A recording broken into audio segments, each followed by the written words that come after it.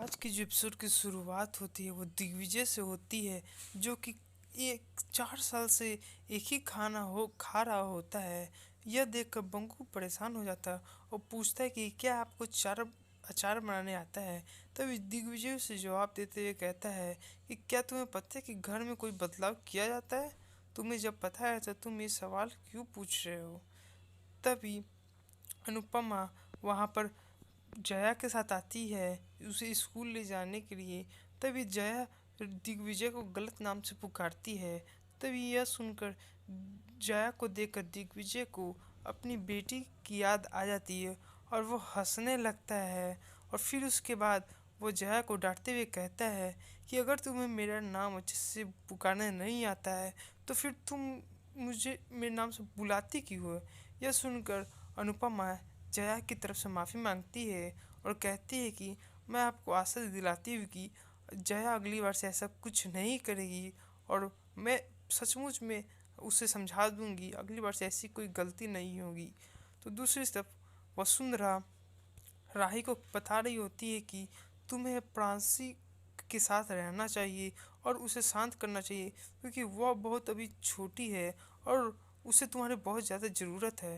तभी प्रेम बोलता है कि वो अभी ज़्यादा काम करती है, इसलिए वो खुद ही प्रांसी को संभाल लेगा।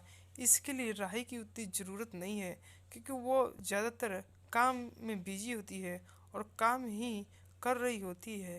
तभी राही प्रांसी को गोद में लेके कहती है कि वसुंधरा माँ सही कह रही है, प्रांसी भी बहुत छोटी है और इसे माँ की ज़रूरत है।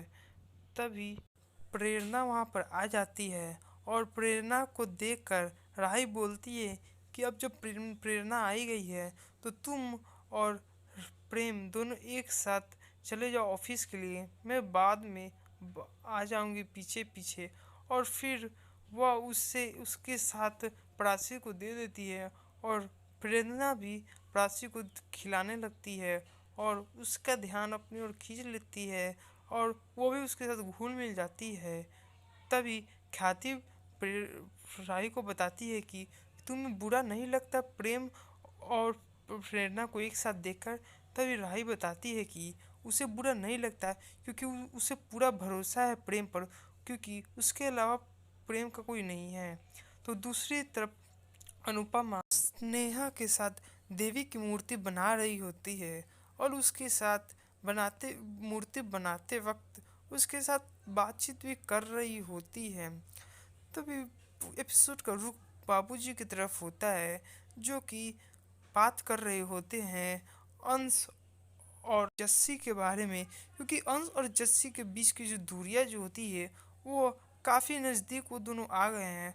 और यह देखकर वो काफ़ी उदास हो जाते हैं, क्योंकि अंश का जो रुख है, क्योंकि अंश अभी जस्सी का मैनेजर है और सलाह देता है कि जस्सी के नए गाने के लिए जस्सी के पास कोरियोग्राफी करवाने के लिए और डांस सिखाने के लिए कोई तारीख खाली नहीं है।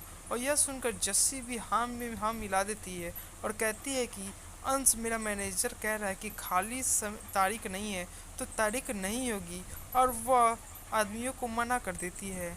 तो इसके बाद बंकू को जब अनुपमा अचार देती है तो वह अचार देखकर काफ़ी खुश हो जाता है और उसे चखता है और वो बहुत खुश हो जाता है। तभी वो बताता है कि दिग्विजय जो है वो 4 सालों से एक ही खाना खा रहा है और वो अचार नहीं खाता और वो बहुत बुरा खाना खाता है। और यह सुनकर अनुपमा को भी उसकी पुरानी बात याद आ जाती है, जब दिग्विजय उस पर गुस्सा हो जाता है। तभी अनुपमा को कुछ अलग लगता है और वह दिग्विजय के गुप्त रूम में झांकते हुए देखती है और सोचती है कि इसमें ऐसा क्या है जो दिग्विजय से छुपाना चाहते हैं।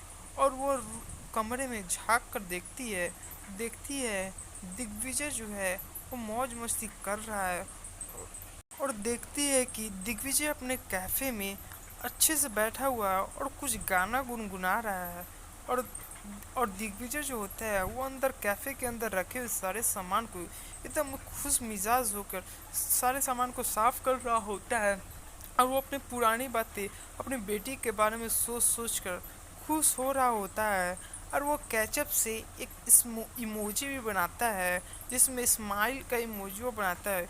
और यह देखकर अनुपमा भी थोड़ी सी भावुक हो जाती है कि ऐसा क्या है जो दिग्विजय छुपा रहा है कमरे में।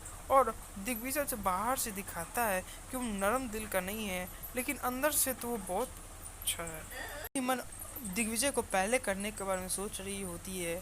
तभी अनुपमा का सामना घर जाते समय पॉल से होता है, जो उसका रास्ता रोक देता है और बोलता है कि तुम वहाँ पर सेफ नहीं हो, और तुम बोलो तो मैं तुम्हें घर से बाहर निकलवा सकता हूँ।